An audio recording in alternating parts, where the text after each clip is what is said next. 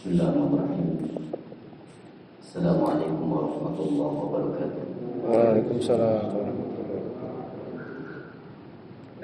Alhamdulillahirabbil alamin. Qayyimis samawati wal ardin. Wassalatu wassalamu ala nabiyil mursalin Muhammadin sallallahu alaihi wasallam wa ala alihi wa ashabihi wa man tabi'ahum bi ihsanin ila yaumiddin, amma ba'du.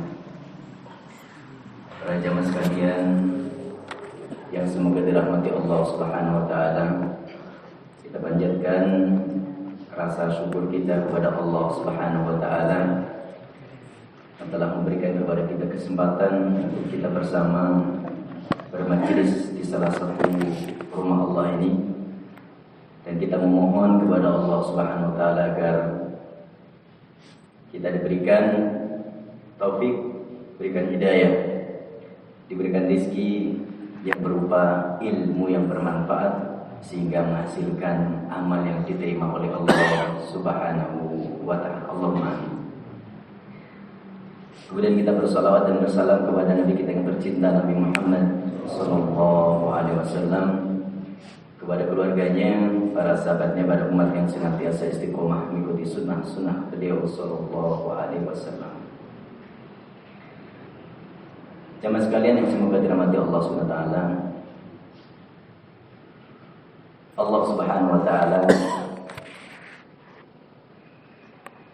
hanya melihat dari diri kita itu adalah hati kita.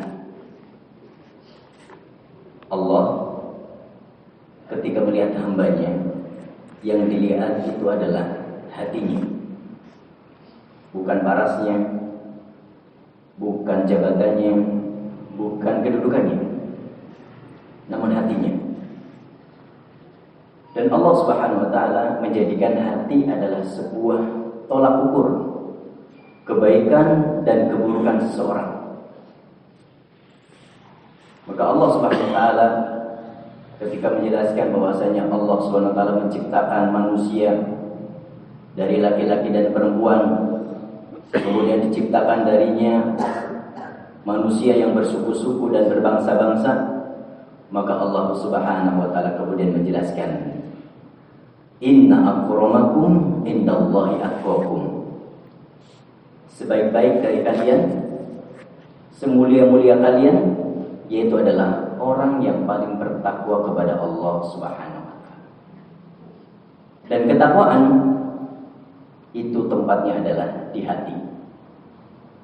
Ketakwaan tempatnya adalah di hati. Dan Nabi kita sallallahu alaihi wasallam menjelaskan bahwasanya Allah Subhanahu wa taala itu tidak melihat kepada fisik kita. Namun Allah Subhanahu wa taala melihat kepada hati kita. Seraya Nabi kita sallallahu alaihi wasallam bersabda, "Innallaha la yanzuru ila ajsadikum wala ila suwarikum, walakin yanzuru ila qulubikum." Sesungguhnya Allah Subhanahu wa taala itu tidak melihat kepada jasad kalian, tubuh-tubuh kalian. Wala ila suwarikum, tidak pula melihat kepada rupa-rupa kalian. Karena kalau jasad itu kan Allah utamakan satu orang dengan yang lainnya. Allah berikan sebagian kabilah, sebagian kaum dengan badan atau tubuh yang besar-besar, sebagian lainnya dengan tubuh yang sedang-sedang. Maka ini bukan keutamaan. Wala ila suwarikum, tidak pula Allah itu melihat rupa-rupa kalian, wajah-wajah kalian. Ada yang Allah menciptakan dengan rupa yang bagus, hidungnya mancung, ada yang hidungnya mancung, ada yang hidungnya sedang, ada yang hidungnya tidak mancung. Dan ini bukan keutamaan. Bentuk seperti ini bukan keutamaan yang Allah berikan kepada seorang hamba, bukan. Namun Allah Subhanahu wa taala itu melihat walakin yanzur ila qulubikum. Tetapi yang Allah lihat dari diri kita adalah hati-hati kita.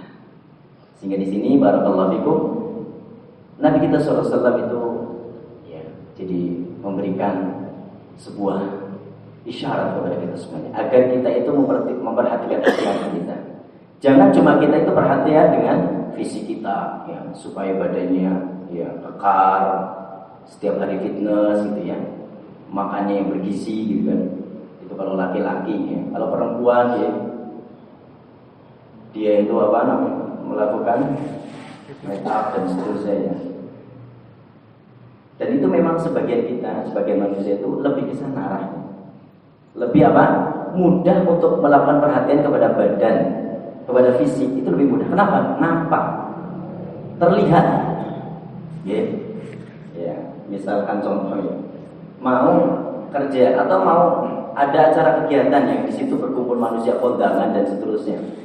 Maka seseorang atau kita itu berupaya untuk tampil sebaik mungkin, pakaiannya yang rapi, ya, wajahnya yang dioles bagaimana supaya terlihat ya bersih seperti itu. Karena itu hal nampak. Namun hati tidak ada yang mengetahui kecuali Allah SWT. Sehingga banyak kita terlalai daripada kita memperhatikan hati kita. Baik. Nah di sini barakallahu fikum, dari sinilah kemudian marilah kita bersama-sama menjaga hati kita dari yang namanya perusak hati. Perusak hati. Namanya hati itu nanti akan rusak. Dan ini sudah disabdakan oleh Nabi kita sallallahu alaihi wasallam. Nabi kita sallallahu alaihi wasallam bersabda, "Ala inna fil jasadi mudghah." Ketahuilah di dalam jasad tubuh kita ini ada segumpal daging. Idza salahat salahal jasad kullu. Apabila segumpal daging itu baik, maka seluruh badannya akan baik pula. Wa idza fasadal jasad kullu. Apabila segumpal daging ini rusak, seluruhnya akan rusak. Kata Nabi kita SAW, ala wa hiyal qalbu. Ketahuilah segumpal daging itu adalah hati. Nah, di sini Bapak Ibu sekalian yang saya hormati Allah SWT, hati sekali lagi adalah merupakan tolak ukur seseorang itu baik atau tidak baik. Dan hati itu para ulama menjelaskan bahwasanya hati itu seperti raja. Artinya gerak-gerik kita, tubuh kita itu akan dikendalikan oleh hati. Kalau hati kita baik, insya Allah gerak-gerik kita, ucapan, perbuatan kita itu akan baik. Karena hatinya baik. Sebaliknya, kalau hati kita buruk, kotor ya, maka apa yang kita lakukan, apa yang kita ucapkan itu kotor juga. Para ulama menjelaskan, paling tidak ada 6 penyebab atau 6 ya penyebab hati itu akan rusak atau perusak hati. 6 penyebab yang akan merusak hati. Dan kita harus waspada dari hal ini. Kita harus tutup rapat agar supaya 6 pintu keburukan ini tidak terbuka. Kalau seandainya sudah terbuka, kita tutup. Kalau seandainya terbuka sedikit, ya kita tutup lagi. Kalau seandainya sudah tertutup, kita kunci supaya tidak terbuka lagi. Baik. Yang pertama, kata para ulama, perusak hati yang pertama itu adalah fudulut ta'am. Fudulut ta'am. Atau kita bahasakan dengan banyak makan. Ini yang pertama. Banyak makan itu adalah merupakan sebab hati kita menjadi rusak. Ma'asyiral muslimin rahimani wa rahimakumullah. Makan tentunya adalah sebuah kebutuhan yang bagi kita. Selama kita masih hidup, kita butuh makan. Dan makan itu mubah, boleh. Dan makan itu bisa menjadi wasilah kita untuk mendapatkan pahala atau sebaliknya. Makan akan mendatangkan kepada kita pahala tatkala kita jadikan makan sebagai wasilah atau perantara untuk kita melakukan ketaatan kepada Allah. Jadi kalau kita makan, kita niat dengan makan kita, bismillahirrahmanirrahim, saya mau makan. Tujuannya apa? Supaya kuat ibadah. tidak lemes, tidak loyo. Kuat sholatnya, kuat tilawah Al-Qur'annya, kuat di dalam menuntut ilmunya, tidak lemes. Ini mendatangkan pahala. Namun sebaliknya, kalau dia makan tujuannya supaya dia kuat untuk melakukan kemaksiatan, ya makan yang banyak supaya kuat gotong motor misalkan. Arep nyolong motor gotong makan sing akeh di situ kan. Makan yang banyak. Ini dosa. Ini dosa. Nah, jadi sekali lagi, Bapak sekalian semoga dirahmati Allah Subhanahu wa taala. Jadi dengan makan kita bisa mendatangkan pahala, mendapatkan pahala atau sebaliknya. Atau tidak dapat apa-apa, mubah gitu kan. Jadi sehingga jangan sampai terlewat dari makan kita, melainkan kita sudah berniat untuk ketaatan kepada Allah Subhanahu wa taala. Kan iman-iman ya. Sehari makan paling tidak kita 3 kali, belum snacknya gitu kan. Kalau setiap kali kita makan niatnya ibadah, pahala. Pahalanya bukan pada nilai makanan. Ketika kita mau makan, tentunya kita harus mengeluarkan biaya. Beli makanan, beli sayuran, istri nanti kan masak dan seterusnya. Itu semuanya kan dicatat sebagai sehingga tidak ada yang sia-sia selama kita meniatkan lillahi ta'ala. Allah Subhanahu wa taala berfirman dalam Quran surat Al-A'raf ayat 31. Wa kulu washrabu wa la tusrifu innahu la yuhibbul musrifin. Wa kulu washrabu, makanlah dan minumlah kalian. Jadi makan dan minum ternyata diperintahkan oleh Allah. Wala tusrifu, tapi di sini ada aturannya. Makanlah dan minumlah kalian, wala tusrifu, jangan kalian berlebih-lebihan di dalam masalah makan. Kenapa demikian? Innahu la yuhibbul musrifin, karena sesungguhnya Allah Subhanahu wa taala tidak suka kepada orang-orang yang melakukan sesuatu hal dengan berlebih-lebihan. Makan berlebihan tidak disukai Allah.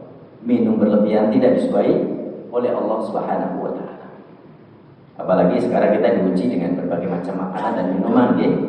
Ya makanan itu kan ada banyak sekali macamnya. Ya. Sampai ya modelnya macam-macam ya.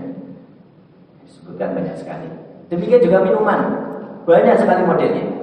Yang dulu kita belum terbayangkan makanan dan minuman apa itu, sekarang sudah ada. Dan namanya juga berbagai macam ya, nama aneh-aneh lagi itu kan. Iya. Kalau disebutkan panjang. Jadi ini ujian bagi kita semuanya. Dengan makanan ini kita diuji. Baik. Kemudian jamaah sekalian yang semoga dirahmati Allah Subhanahu wa taala. Jadi makan berlebihan ternyata itu bisa merusak hati kita. Bisa merusak hati kita. Orang yang makan berlebihan, minum yang berlebihan, maka hatinya akan rusak. Berarti sebaliknya, orang yang makannya itu tidak banyak, ya, minumnya juga nggak banyak, maka hatinya akan mudah terjaga. Jadi kalau para ulama mengatakan itu, banyak makan dan banyak minum itu akan menjadikan hati kita keras. Oke. Tidak mudah tersentuh, tidak bisa atau tidak mudah khusyuk di dalam ibadah, keras hatinya. Sebaliknya kalau kita sering lapar ya dengan puasa, itu hati kita tuh rasanya tuh anteng, adem gitu. Kalau kita dengar ayat Al-Quran itu mudah tersentuh. Kalau kita dengar nasihat juga mudah untuk menerima. Sehingga di sini Bapak Ibu sekalian yang semoga dirahmati Allah SWT, pentingnya kita menjaga makanan kita. Jangan sampai kita berlebih-lebihan. Nabi kita SAW mengabarkan, beliau bersabda, "Ma mala'a ibnu Adam wi'aan syarran min batni." Tidaklah seorang anak Adam, manusia itu, mengisi suatu tempat bejana yang lebih buruk daripada perutnya. Jadi Rasulullah mengabarkan bahwasanya perut itu sejelek-jeleknya tempat kalau diisi secara berlebihan. Maka Nabi kita SAW mengatakan, bihasbi ibni Adam lukaiman Maka kalau tadi Nabi SAW sudah mengabarkan bahwasanya perut adalah sejelek-jelek tempat yang diisi, maka Nabi SAW memberikan solusi. Bagaimana caranya? Cukup bagi seorang anak Adam, manusia kita ini, lukaiman, beberapa suapan saja, yang dengannya menjadikan dia itu tulangnya itu tegak gitu loh. Jadi cukup beberapa suap saja. Fa in kana la mahala, kalau memang dia harus makan bukan cuma beberapa suap ya, sesuap dua suap ya. Harus lebih dari itu.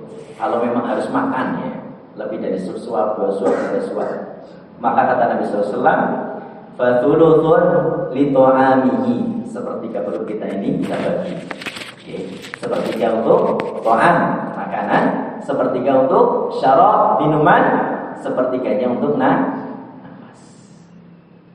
Nah ini adalah petunjuk dari Nabi SAW di dalam masalah makan dan minum. Ajawaru-waru seperterus, sepertiga untuk makan, sepertiga untuk minum, sepertiganya untuk nafas. Nah itu. Namun kita seringnya itu kalau makan nggak akan berhenti kalau sudah, kecuali sudah apa? Sendawa. Oh gitu kan, baru berhenti. Dan ini tentunya akan mendatangkan namanya keburukan. Karena sejatinya jamaah sekalian yang semoga dirahmati Allah Subhanahu wa taala, berlebihan di dalam makanan itu akan mengundang berbagai macam keburukan, berbagai macam kerusakan. Bahkan bisa menjadikan orang tersebut itu mudah terjatuh ke dalam kemaksiatan. Keburukannya itu ya, jatuh kepada kemaksiatan. Kemudian apa? Menjadikannya berat untuk melakukan ketaatan. Ya, berat melakukan ketaatan. Kita sudah rasakan, ya.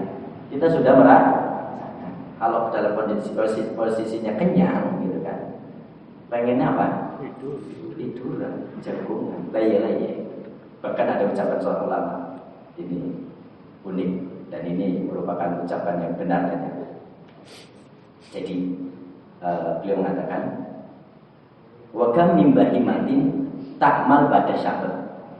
Berapa banyak binatang itu ya, namanya kewan, binatang itu kalau mereka kenyang itu mereka bergerak, bekerja. Kecuali apa? Anak Adam, kecuali manusia. Manusia kalau sudah kenyang apa? Tidur, leye-leye, malesan. Jadi itu kita rasakan ya, habis makan rasanya ngantuk. Ya, seperti itu. Ya. Jadi berlebih-lebihan dalam masalah makan itu akan menjadikan seseorang itu mudah terjatuh kepada kemaksiatan, atau membuatnya malas dalam beribadah. Baik, karena memang Nabi kita SAW sudah mengabarkan sejelek-jeleknya bejana, wadah yang diisi oleh anak Adam itu adalah perutnya. Baik.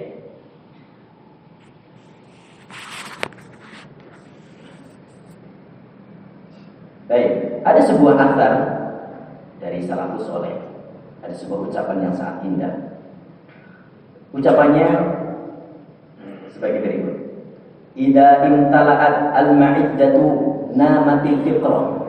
Apabila perut kita kenyang, pikiran kita akan tertidur, tidak bisa bekerja, karena tenaganya itu terproses untuk mengolah makanan, sehingga apa? Pengennya tidur. Namatil fitrah. Kemudian apa? Tidak bisa berpikir. Kemudian hilang darinya hikmah, kebijaksanaan. Kemudian waqa'adat al-a'dha 'anil ibadah. Kemudian anggota badannya ini merasa malas untuk melakukan ibadah. Dan ini memang benar, ya. Ini memang benar. Baik. Sehingga jamaah sekalian, kita harus hati-hati dalam masalah makan, jangan berlebihan, ya. Jangan berlebihan. Sehingga sekali lagi kami sampaikan bahwasanya makan yang berlebihan itu akan menjadikan seseorang itu mudah terjatuh kepada kemaksiatan, paling tidak malas untuk melakukan ibadah. Baik. Kalau seandainya banyak makanan di rumah kita, sebenarnya nggak masalah banyak makanan ya. Yang masalah adalah banyak makan. Kalau banyak makanan nggak masalah. Yang masalah adalah banyak makanan bisa kita bagi kepada tetangga kita, saudara kita. Apalagi kalau kita misalkan ya berbagi makanan untuk orang-orang yang melakukan puasa. Kalau sekarang puasa sunnah Senin Kamis gitu kan. Atau melakukan sedekah yang lagi ramai sekarang kan namanya Jumat Berkah gitu kan. Berbagi kepada jamaah ya, atau kepada para santri di pesantren seperti itu. Lebih baik seperti itu daripada kita menumpuk makanan di rumah, sibuk kita tiap hari makan dan eman-eman. Lebih baik kita berbagi kepada orang lain, manfaatnya lebih banyak. Baik, ini yang pertama Bapak Ibu sekalian yang semoga dirahmati Allah Subhanahu wa taala. Perusak atau perusakan yang menjadikan hati kita rusak yang pertama adalah banyak makan. Yang kedua, fudulun naum, banyak tidur. Nah, ini ada kaitannya yang pertama dan kedua. Kalau tadi banyak makan menyebabkan apa? Banyak tidur. Nah, perlu kita ketahui bersama bahwasanya tidur itu sejatinya penting untuk kita. Tidur itu penting. Namun apabila sesuai dengan porsinya. Dan tidur yang pas itu dampaknya luar biasa untuk tubuh kita. Kita bisa ibadahnya itu semangat, ya. Qiyamul lailnya kuat, ya. Tilawahnya juga nggak ngantuk dan seterusnya. Apalagi kalau tidur ini dilakukan siang hari. Sebagaimana Nabi kita SAW bersabda, "Qilu fa inna syaitana la yaqil." Tidurlah kalian siang. Qailulah. Tidur siang. Sejatinya setan itu tidak tidur siang. Jadi tidur siang itu penting Bapak Ibu sekalian untuk tubuh kita. Ya, untuk tubuh kita. Itu penting sekali. Baik. Dan Allah Subhanahu wa taala firmankan menjelaskan tentang Allah itulah yang menjadikan tidur. Ya, Allah yang menjadikan tidur untuk manusia. Ya. Wa ja'alna naumakum subhana. Dan kami jadikan tidur untukmu sebagai istirahat. Jadi kalau ada orang itu nggak bisa tidur itu sehari dua hari itu bisa stres. Hanya ada orang yang mengkonsumsi namanya obat tidur. Kalau nggak konsumsi itu tidak bisa tidur. Maka bersyukurlah kita yang bisa tidur. Tapi jangan kita banyak tidur. Dan sebagian orang itu ada yang mudah tidur nih. Ya, duduk sebentar sudah merem gitu. Ini memang mungkin penyakit ya. Sebagian seperti itu penyakit. Baik. Jadi di antara hal yang bisa merusak hati selain tadi yang pertama banyak makan yaitu adalah banyak tidur. Jadi kalau kita membamakan ya bahasa kita ya tidur itu seperti garam. Kalau kebanyakan ya enak. Kalau sedang enak gitu kan. Kurang juga gak enak gitu. Kurang tidur gak enak. Banyak tidur gak enak juga. Sedang ini yang enak. Kalau tidur kita sedang badannya enak ya. Mau apa-apain juga enak. Dan kalau kita berlebihan dalam masalah tidur, maka itu akan mendatangkan yang namanya keburukan. Apakah keburukan itu sifatnya akan menyerang hati kita atau menyerang fisik kita. Baik. Jadi kalau ada orang yang naudzubillah min dzalik ya, diuji dengan wong seneng turu gitu kan. Senengnya apa? Turu, tidur. Maka dia itu harus mengetahui betapa mulianya waktu, betapa berharganya waktu. Sehingga dia tidak tidur terus, manfaatkan waktunya untuk hal yang bermanfaat. Mulianya waktu ya.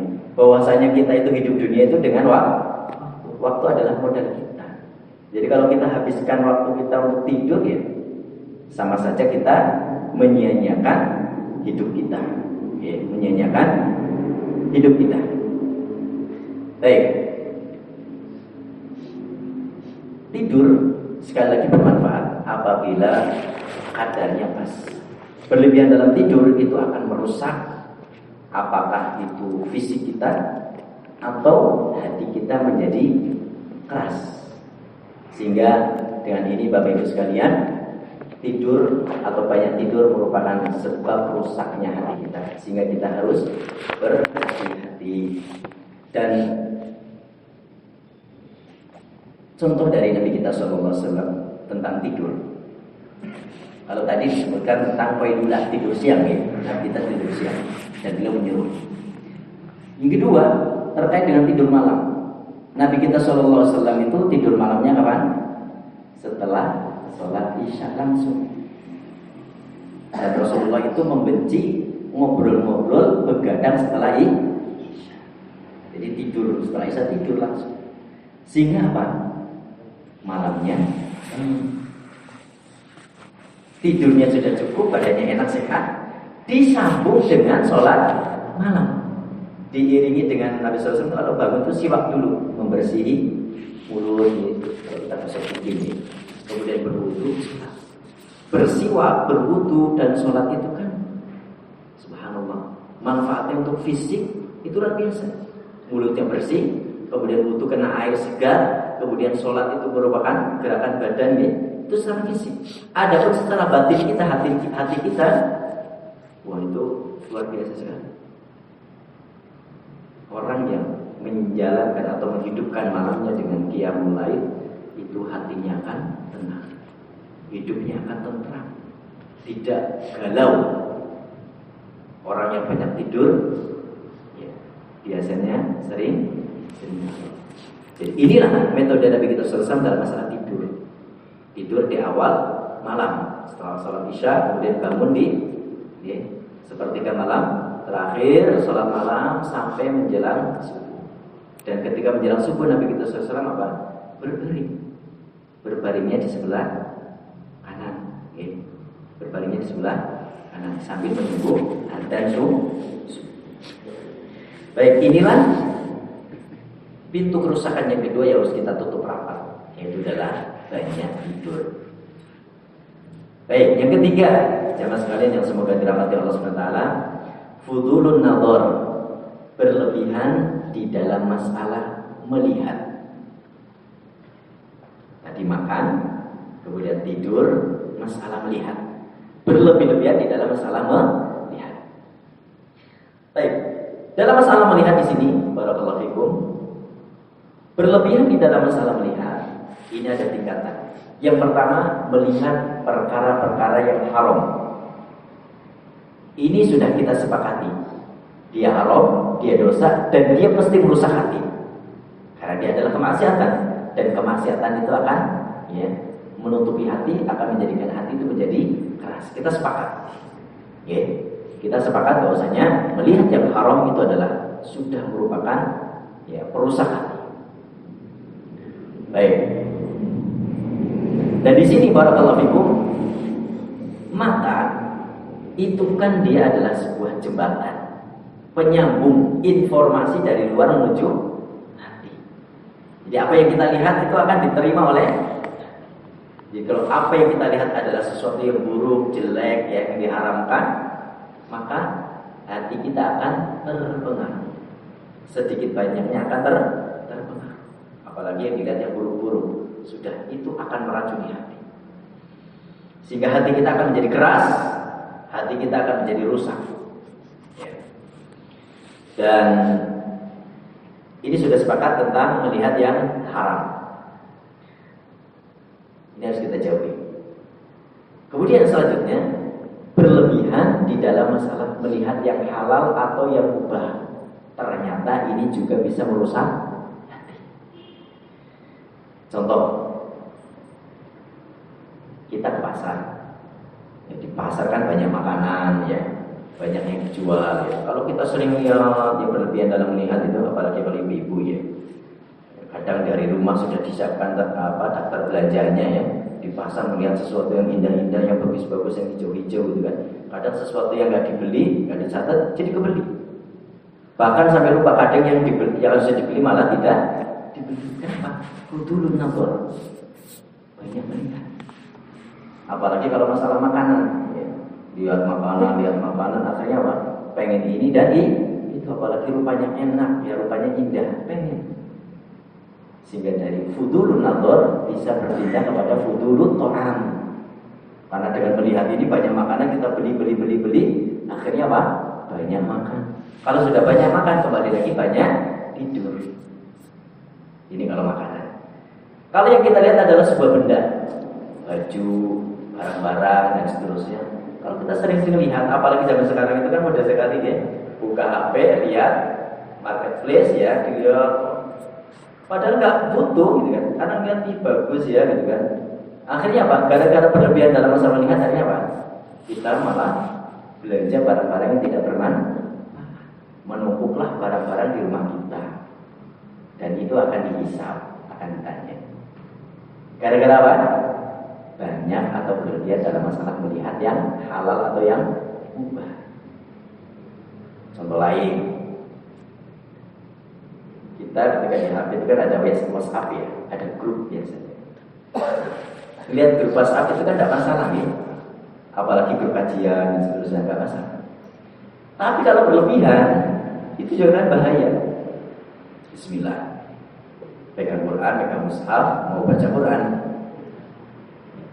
Kayaknya penasaran dengan cerita hari ini, di grup ada apa itu kan, dibuka, scroll, semenit, 2 menit gak kerasa, 5 menit gak kerasa, tahu-tahu sudah 1 jam. Mau baca, sudah adzan. Atau ketika di rumah mau baca Al-Quran atau buku-buku ya, scroll dulu, lihat-lihat, akhirnya habis waktu. Baru Bismillahirrahmanirrahim, istrinya sudah manggil atau anaknya sudah manggil. Akhirnya apa? Amalan yang utama tadi membaca Quran atau membaca buku ilmu, akhirnya apa? Terlewatkan. Gara-gara apa? Berlebihan di dalam melihat perkara yang mubah. Nah, baik. Jadi ini ya, berlebihan di dalam melihat. Yang pertama itu yang haram, jelas itu akan membuat hati kita rusak. Yang kedua, perkara yang mubah juga akan menjadi hati kita menjadi rusak. Baik. Yang keempat, fudulul kalam, banyak berbicara, berlebihan di dalam masalah berbicara. Baik. Dalam masalah ini juga ada bertingkat-tingkat Bapak Ibu sekalian. Yang pertama yaitu adalah dengan berbicara dengan sesuatu yang haram, dilarang. Contohnya apa?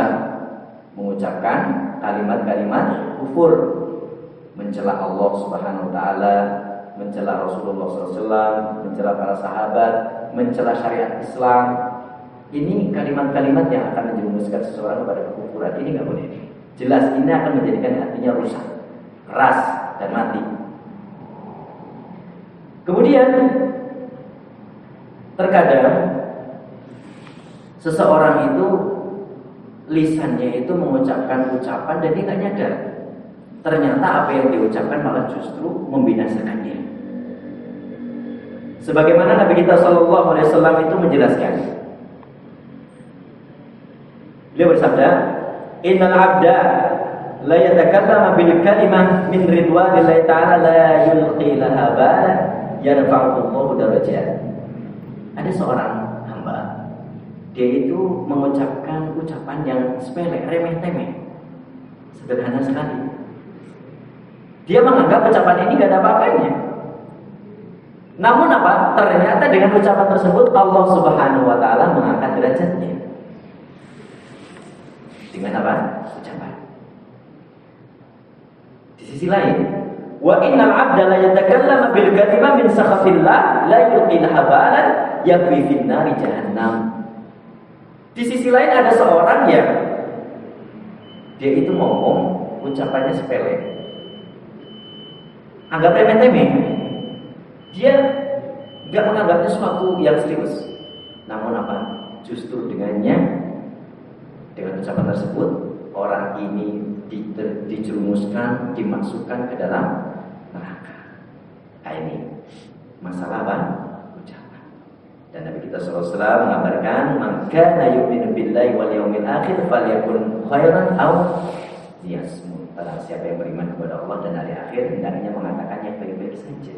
Kalau tidak bisa menang, diam, daripada ngomong, berbicara yang dia anggap remeh malah justru menyebabkan dia masuk ke dalam neraka, kan repot ya seperti itu. Baik, mungkin ada dulu ya karena sudah masuk waktu. Wassalamualaikum warahmatullahi wabarakatuh. Baik, lanjutkan. Jadi kita menjaga lisan kita dari perkataan yang haram, tadi kekufuran. Ada lagi yang lainnya, itu adalah seperti ghibah, membicarakan keburukan orang atau namimah, ya, mengadu domba itu dengan lisan. Ini harus kita jauhi. Kalau tidak, maka hati kita akan rusak. Dan ghibah ini kadang kita susah untuk berlepas diri darinya kalau kita tidak tegas. Dan kalau kita nggak ghibah, ada teman yang ngajak ghibah. Jadi ada seorang syekh itu, ini seorang syekh ya, saking alimnya itu berhati-hati. Ada muridnya datang membawa kabar berita bahwasanya ada syekh yang lain membicarakan tentang kejelekannya syekh ini. Dia datang, syekh fulan itu loh, dia itu ngomong begini tentang Anda. Apa jawabannya syekh ini? Maka syekh ini dengan tegas mengatakan, diam kamu, jangan teruskan. Apakah setan gak punya kurir selain Anda? Masya Allah ya. Jadi orang kalau mengajak ghibah itu kurirnya setan gitu ya. Jadi seperti tegas gitu. Jangan ngopi ya, terus akhirnya berlanjut gitu ya. Terlalu akhirnya dulu kanan berlebihan dalam masalah ngomong. Karena memang ngomong kejelekan orang itu asik banget gitu kan. Asik sekali gitu kan. Maka dari perkara seperti ini, ghibahin orang itu harus kita hati-hati. Kalau ada orang ngajak kita ngobrol tentang keburukan orang, tegas. Mohon maaf, saya tidak ada waktu. Kalau justru kita rela mendengarkan ucapan orang ini, sama saja kita rela ya memasukkan keburukan kepada hati kita. Karena itu ghibah itu informasi buruk.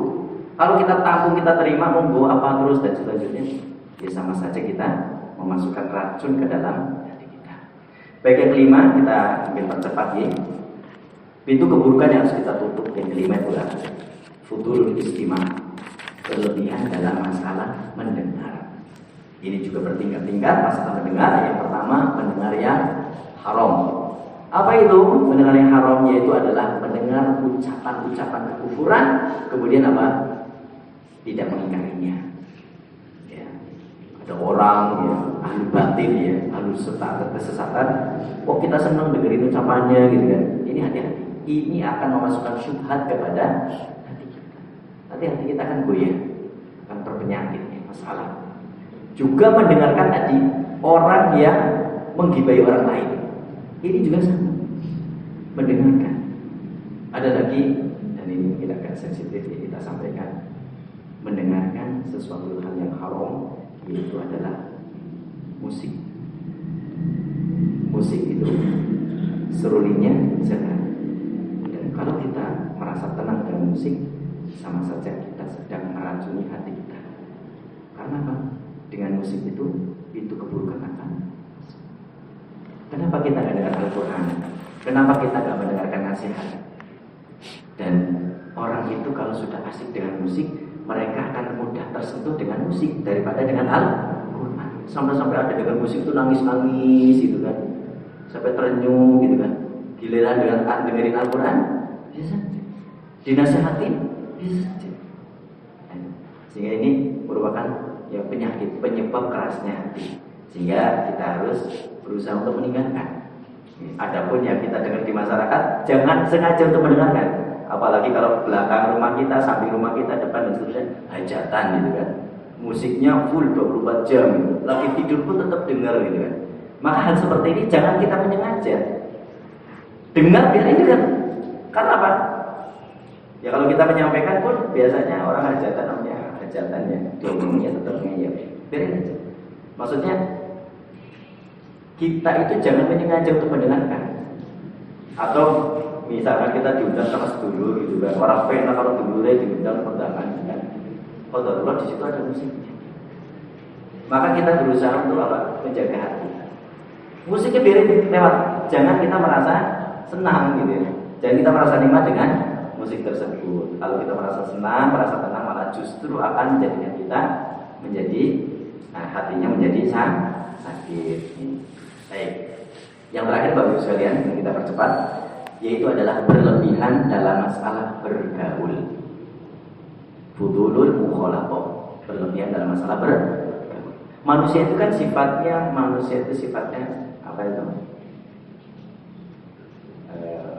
Berkomunikasi apa itu namanya? Sosial, makhluk sosial ya.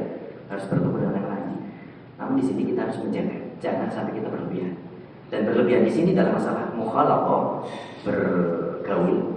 Itu yang pertama yang harus kita hindari adalah bergaul dengan orang kafir, ahli fasik gitu ya, yang mana mereka itu mengajak kepada kefasikan dan kekafiran. Jadi kita hati-hati dari orang-orang seperti ini. Kenapa? Karena mereka sedikit banyak akan mempengaruhi kita. Hati kita akan terpengaruh. Sehingga orang-orang seperti ini harus kita jaga. Ya, kita berjaga-jaga, jangan sampai kita terlalu akrab dengannya. Ya. Karena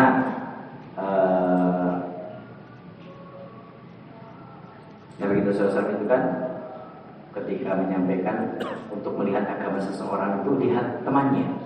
Fandur amman yukhali. Kalau kita ingin tahu agama seseorang, lihatlah kawan-kawannya. Bagaimana teman-temannya? Apakah orang-orang yang senang kajian? Apakah orang-orang yang ahli dalam ibadah dan seterusnya? Kalau dia orang bagus. Kalau sebaliknya, orang tersebut temannya orang-orang fasik, orang-orang kafir, dan dia malah ikut-ikutan, kita harus berhati-hati.